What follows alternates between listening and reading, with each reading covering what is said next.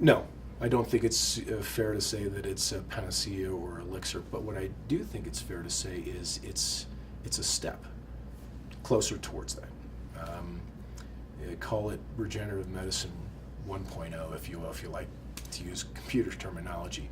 And there's 2.0 and 3.0 and 4.0 still to come. But we couldn't get to 2.0 until we got a handle on 1.0. So I kind of feel like we've done this first iteration of what we call point-of-care biologics, platelet-rich plasma, bone marrow concentrate.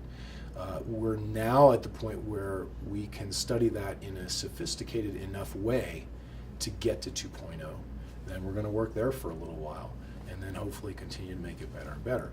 And there's certainly other models that are of interest if you think about placental-derived stem cells or embryonic stem cells or genetically modified stem cells. But the difference between what we were tasked with working on in those types of models is they are under an FDA development pathway. So there's very specific steps from animal testing to human clinical testing in different phases that they have to do under the FDA's direction.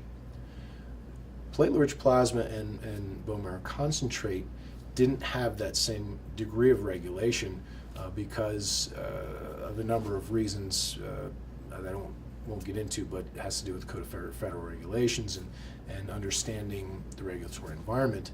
But we were able to start working with these a little bit more in an accelerated path that allowed us to get here a bit faster. But what will be fascinating to see in the future is does this concept of an off-the-shelf stem cell product, is that a reality? And will it be any better than what we can do today? Because until you do comparative head-to-head study, which doesn't exist yet, as those products are in the pipeline, we won't know. Or perhaps there's a hybrid model where you're taking some of the science we're developing in these other models and what we're learning from using the body's own native capabilities, and we'll be able to combine those efforts. No one really knows the direction that's going to go, but it will certainly be an exciting process to see how that all shakes down, knowing that there's lots of incredibly smart and capable people on the clinical end as well as the research end that are working on this, including our folks right here.